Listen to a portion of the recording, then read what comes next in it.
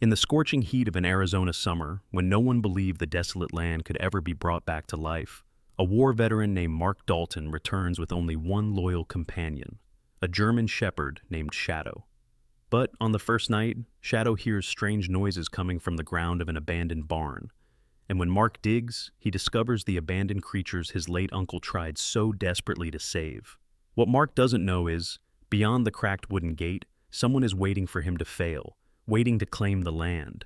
And as the truth slowly emerges, Mark is faced with a choice: either leave as everyone expected him to, or turn this dead land into a final refuge for forgotten lives. Please support us by subscribing to the channel. The summer heat lay over Prescott, Arizona like a sheet of molten brass, shimmering above the cracked road leading into the valley. Mark Dalton drove slowly, the dry air slipping through the half-open window like a curious creature. At 55, Mark carried the hardened look of a man shaped by wars and silence. His tall, lean frame bore rope-tight muscles, and his short brown hair, streaked with gray, was brushed neatly to one side. A salt and pepper beard tightened the angles of his weathered face, and the faint scar along his jawline caught the light every time he turned. His old brown leather jacket, faded and cracked, rested over a gray-black-white flannel and dark gray undershirt. Shadow sat beside him, the 7-year-old German shepherd, whose presence felt like an anchor. His coat was black along the spine, fading into warm copper across the chest and legs. His sharp amber eyes scanned every shifting shadow outside, alert as always. They drove past fields baked dry by the desert sun, the distant mountains shimmering like ghostly silhouettes. Mark hadn't been home in 20 years, not since before deployments blurred into each other. The letter from his uncle, sent before the man passed, had pulled him back to this forgotten corner of Arizona. When the dirt road curved, the ranch appeared, slowly, painfully.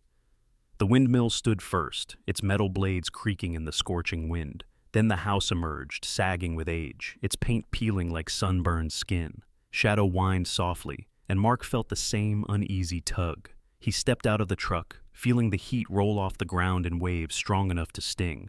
The air carried the scent of dust, old wood, and something faintly metallic, like a memory half buried. For a moment, Mark just stood there, letting the weight of returning settle into his chest. It wasn't exactly grief he felt, but something heavier, like walking onto a battlefield long after the fighting had ended. Silence clung to the ranch in a way that didn't feel natural. A figure stood by the fence line, watching him with a guarded expression. Sarah Whitcomb, the nearest neighbor, approached with slow, deliberate steps. She was in her late 40s, tall, slender, with suntanned skin and wheat blonde hair braided over one shoulder. Her eyes were sharp, shaped by years of doing everything alone and trusting very little. "Didn't think you'd ever come back," she said, her voice low and even. She crossed her arms, studying Mark with a mix of curiosity and caution. Mark wiped sweat from his brow. "Didn't think so either," he replied, keeping his tone neutral. Something in Sarah's gaze suggested she wasn't here to welcome him back. "People say the animals don't last on this ranch," Sarah said quietly. "Your uncle tried to fix things, but something here scares them off." Her voice hinted at things she didn't want to say aloud. Shadow stepped forward, tail stiff, ears perked. Sarah took a respectful step back, not out of fear, but because she understood the dog's instinctive authority. "He's smart," she murmured. "Keep him close." Without another word, she turned and walked away, her boots crunching on the brittle soil. The heat swallowed her silhouette as she disappeared behind the tall brush.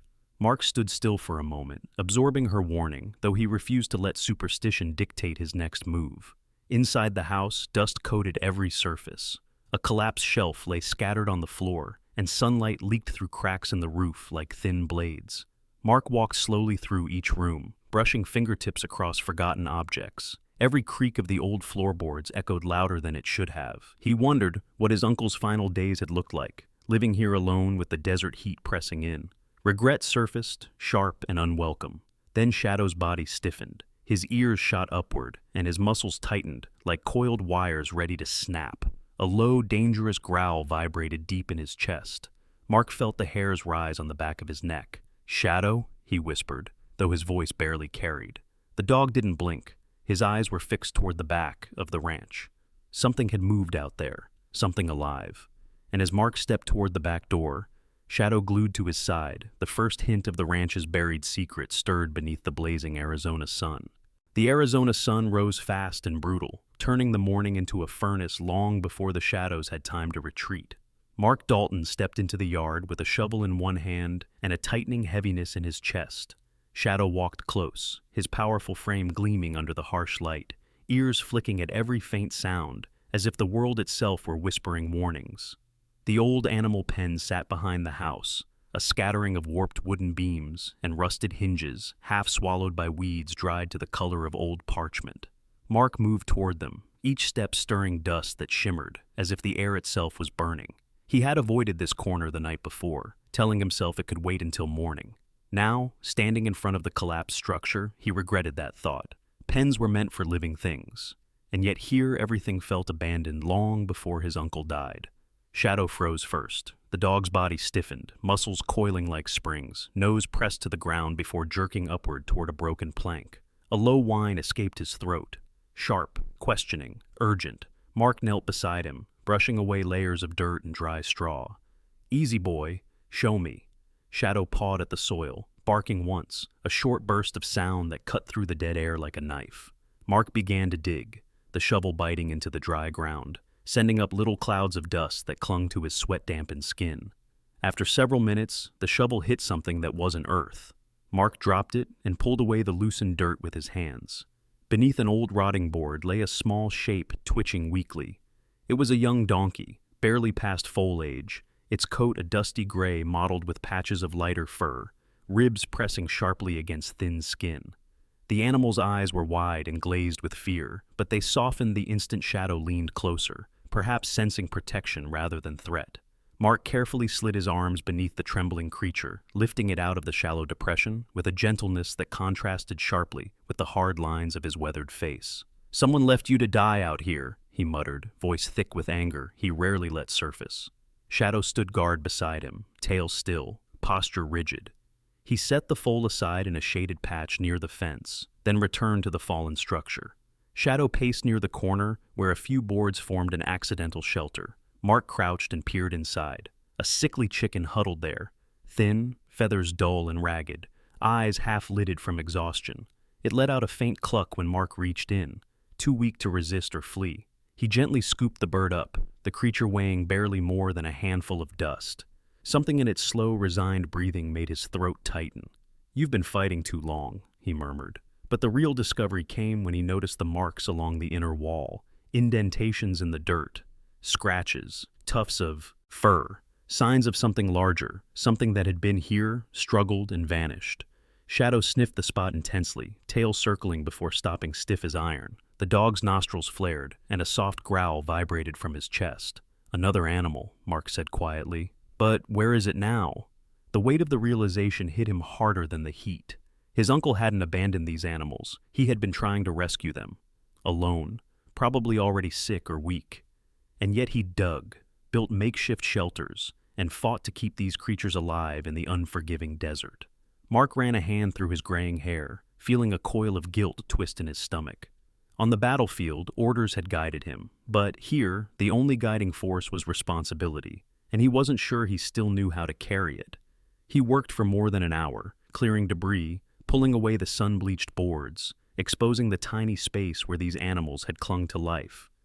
The donkey foal brayed weakly once or twice, a tired sound that tugged at something in Mark's chest. The chicken dozed in the shade, feathers trembling each time a breeze passed. Sarah Whitcomb appeared again, approaching from the fence line with slow, careful steps. The heat painted her skin gold, and her wheat-blonde braids swung lightly behind her. "I heard the noise," she said, her voice steady but softer than before. She leaned her forearms on the top rail of the fence. "That a foal?" Mark nodded, wiping sweat from his brow with the back of his gloved hand. "Yeah, and a chicken. And something else. Something bigger was here." Sarah exhaled sharply, her lips pressing into a thin line. "Your uncle found strays all the time, hurt, abandoned, starving. He'd drag them back here, try to nurse them. Folks said he was crazy for it." Mark glanced toward the small pile of broken boards where Shadow continued to search. "Was he?" Sarah shook her head. "No. He just couldn't stand to see anything alone out here. Land like this, it breaks the weak ones first." She hesitated, studying Mark's face. "And it breaks the people who try to save them, too." Shadow barked once sharply, pulling Mark's attention back to the dirt. The dog had unearthed a small length of rope, frayed at the ends, half buried near the back panel, not the kind someone accidentally dropped. The kind used to tie something, or someone. Mark took it, turning it over in his hands, feeling the rough fibers scrape his calloused skin. Another knot tightened in his chest. Whatever had been kept here hadn't escaped. It had been taken. A bead of cold unease trickled down his spine, cutting through the heat. Shadow didn't bark like this for nothing last night, he murmured. Sarah's brows furrowed. Meaning what? Mark stood slowly, looking toward the far end of the ranch where the dry brush swayed unnaturally in the wind. Meaning something's still out there. Shadow growled again, longer this time, ears locked on a distant patch of shimmering heat, as if he sensed the presence of whatever had been there before. And as Mark stepped forward, squinting into the desert glare, he realized the ranch wasn't just abandoned, it was waiting. Something had returned to claim what was left behind. Mark carried the frail chicken and the trembling donkey foal carefully toward the main barn, Shadow pacing beside him with protective steps. The sun blazed harder with each passing minute, turning the metal hinges of the barn door hot enough to burn. Mark laid the animals inside, spreading old burlap sacks to soften the ground, before stepping back out for more water. The desert felt too quiet, as if holding its breath. A low hum cut through the silence. Shadow's ears snapped upward, his entire posture transforming into alert tension.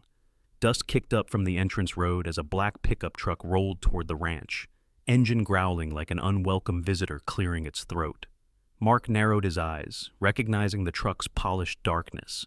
Too clean, too sharp, too deliberate to belong to anyone local who struggled under the Arizona sun.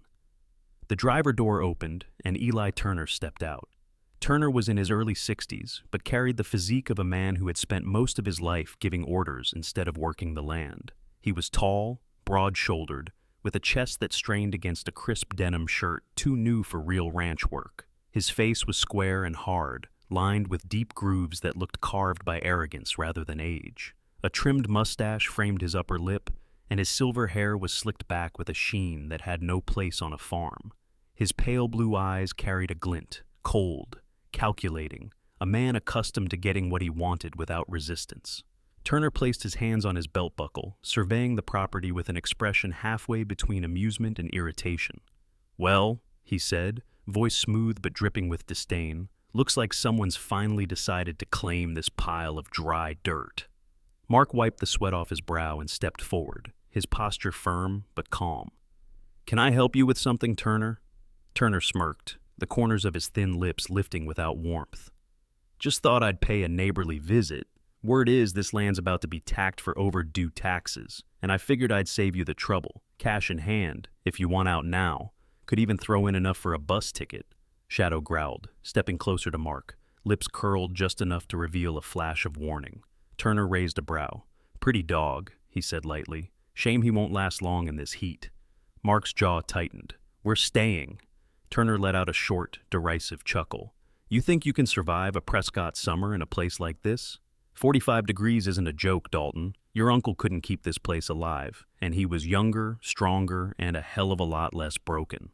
The words hit Mark harder than he expected. Turner wasn't guessing. He was probing, testing the weak points he sensed beneath the veteran's calm exterior. Mark had seen men like him in uniform, men who used cruelty as casually as breath. But he didn't show it. He simply took one step closer, Shadow mirroring his movement. "I said we're staying," Mark repeated. The softness in his voice carried more finality than a shout ever could. Turner's eyes flicked toward the barn, where the donkey foal brayed weakly. "Strays now, too," he scoffed. "You planning to feed that? Or just collecting things that are already half dead like the rest of this property?" Mark didn't answer. His silence only made Turner's smirk grow sharper. Sarah Whitcomb appeared in the distance, carrying a bucket toward her horses, but her eyes were locked on the scene unfolding. She didn't intervene, only watched.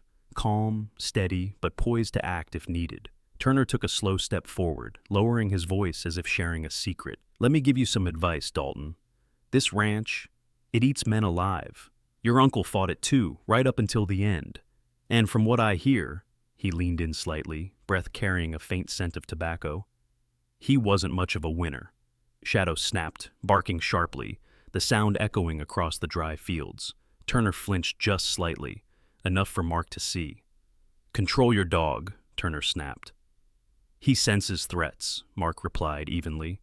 Turner's smirk faltered. A flash of something, fear, jealousy, or anger, passed through his pale eyes. "Suit yourself," he muttered, stepping back toward his truck.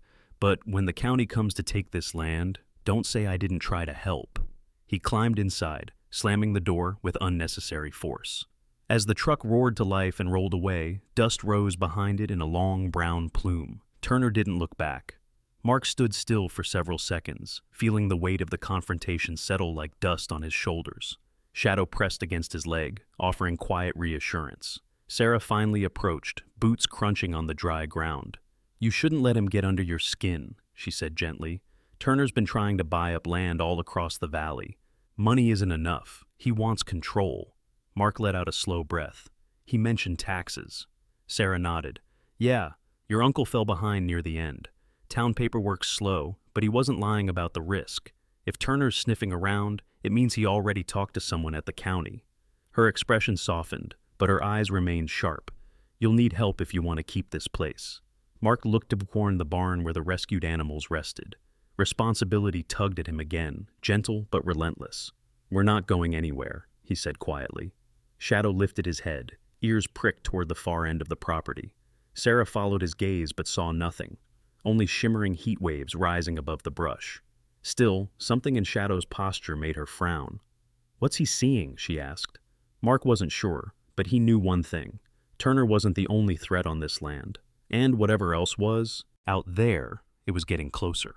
The afternoon heat pressed down like a physical weight, thick and merciless, turning the air above the ranch into a quivering haze. Mark Dalton walked toward the old tool shed behind the main barn, the soles of his worn boots stirring dust that shimmered like powdered gold in the sun.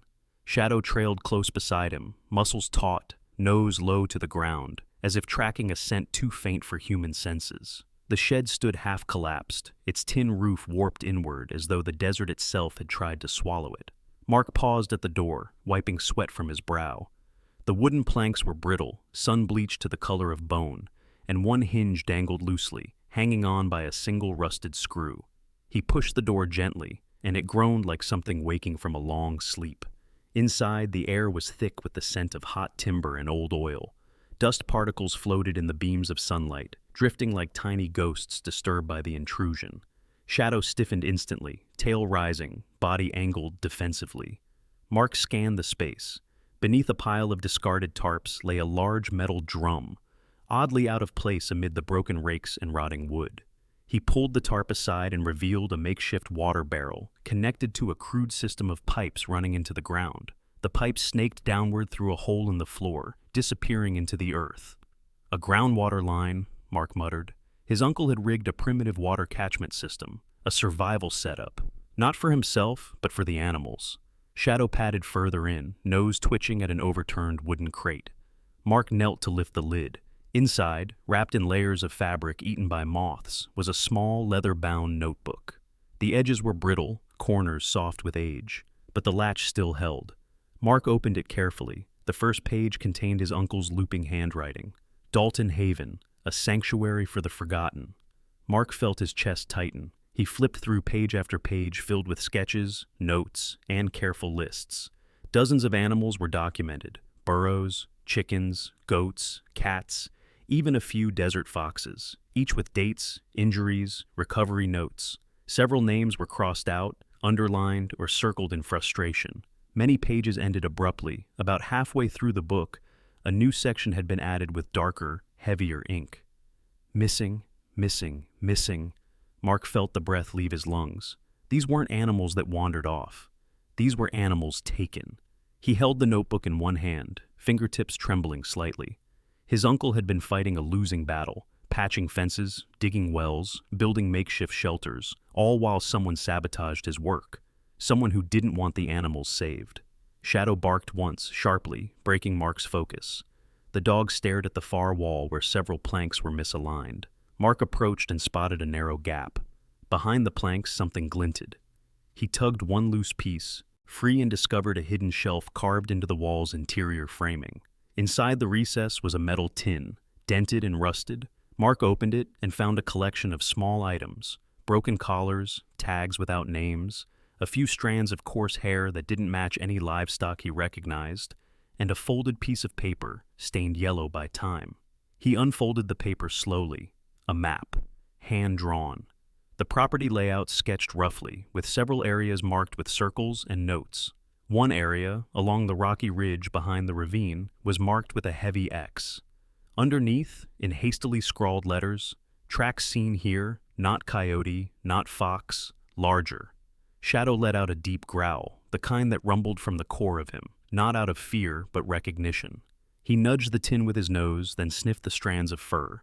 His hackles rose. Footsteps crunched outside. Mark tensed but relaxed when he saw Sarah approaching the shed. She shielded her eyes from the sun with one hand. "You're digging into things," she said, tone neutral but tinged with caution. Her wheat blonde braid clung to her neck with sweat, and her skin glowed golden in the high heat. She stepped inside carefully, eyes scanning the cramped shelter. "Your uncle spent more time here than anywhere else." Folks said he was obsessed. Mark held out the notebook. He wasn't obsessed. He was trying to protect them. Sarah read the marked pages, her features tightening. If animals kept going missing, he wasn't imagining it. She paused, hesitating, as though deciding whether to pistol or speak further. "Turner hates strays, always has. Says they attract coyotes, disease, trouble. But this," she tapped the torn map, "this looks like something more than a neighbor's annoyance." Mark nodded slowly. The weight of the discovery settled in his gut like a stone. He wasn't just saving animals. He was tracking something big, and something that didn't want to be found. Sarah swallowed, her expression shifting from skepticism to concern. "Mark, if something was here before, what makes you think it's not still here?" Before he could answer, Shadow stiffened again, every muscle sharpened, every instinct aflame. His gaze locked on the doorway, ears flattened, stance bracing.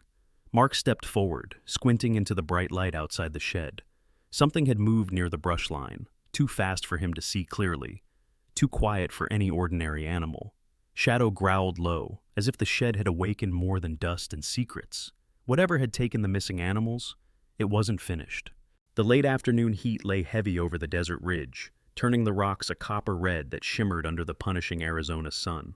Mark Dalton shielded his eyes with one hand as he walked, Shadow trotting ahead with a confidence sharpened by instinct. The wind carried a faint smell of dust and something else: panic, fear, and the wild scent of an animal in distress. Shadow sniffed hard, tail rising like a warning flag. Mark followed the dog's path across the uneven terrain, each step crunching against pebbles baked white by the sun. The ridge stretched long and empty, offering no place for something to hide, yet Shadow moved with certainty. Then the dog stopped abruptly. His entire body braced forward. A small cry floated through the stillness, thin and trembling. Just behind a cluster of scrub brush stood a young goat, barely a few months old. Its coat was a patchwork of white and sandy brown, matted with dust. Its legs shook as it struggled to stay upright, and its eyes, wide, amber, terrified, searched the world like it hadn't yet learned what safety felt like. Mark crouched slowly, palms open, voice low. "Easy now. We're not here to hurt you." Shadow took a protective stance beside him, but he didn't growl. He only watched, calm but alert. The little goat bleated softly, backing away until its hind legs hit a tire track carved fresh into the dirt. Mark's stomach tightened. The track was deep, crisp-edged, still damp with unsettled dust. Someone had been here only minutes earlier, and Mark already knew who. The rumble of an engine confirmed it. A plume of dust rose beyond the ridge as a black pickup approached, sunlight flashing off its polished hood. Eli Turner stepped out with the same rigid swagger he always carried, as though the earth itself should part for him. He wore a pale gray work shirt rolled up at the sleeves, the fabric far too clean for a man claiming ranch duty. His forearms were thick, covered in coarse silver hair, and his jawline, square and tight, clenched with impatient irritation. He gave a slow, mocking clap. "Well, well, looks like you've wandered onto my land, Dalton." His pale blue eyes glinted with satisfaction, the kind born from catching someone in a trap they didn't set for themselves. Mark rose to his full height, sweat streaking the dust on his brow. "This ridge belongs to my property line," Turner snorted. "That's what your uncle thought too. Doesn't make it true." He jabbed a finger toward the goat. "And I see you found my lost livestock." Shadow growled, a deep rolling sound that vibrated through the dry air. His fur bristled along his spine, ears pinned forward in pure defiance. Turner didn't flinch this time. He smirked. Control your mutt, Dalton. Last thing you need is trouble with the county for harboring animals that aren't yours. Mark clenched his jaw. Funny, considering this goat was left alone in the heat with no tracks leading. Away except yours. Turner lifted his phone, shaking it lightly.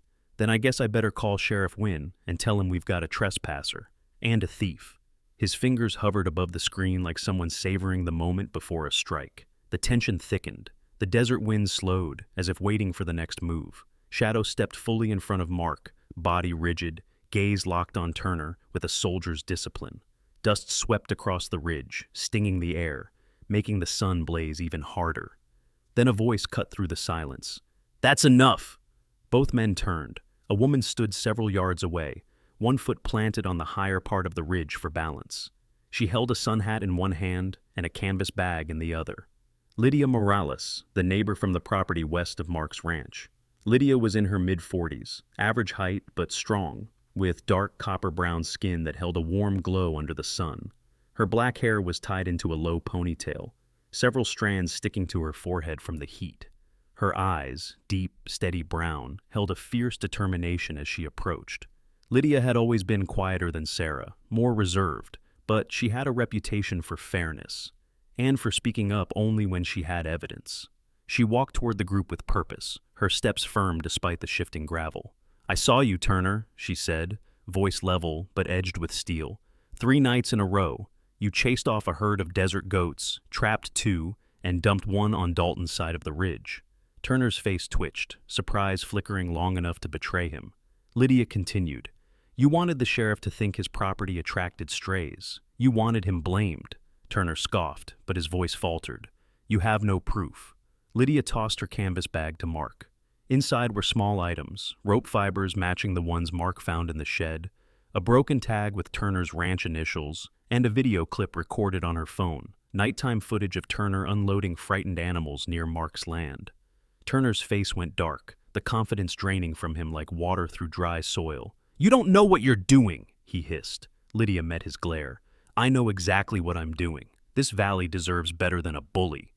Mark watched Turner's mask crack, only for a heartbeat, but enough to show the bitterness beneath, the years of resentment, the hunger for control.